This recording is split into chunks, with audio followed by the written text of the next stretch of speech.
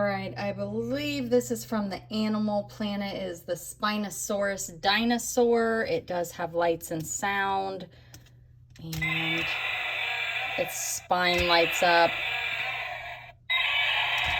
Its mouth opens and closes. It's not super dark in here, but you can see it does light up. And you push its arm down, its jaw, and arms move.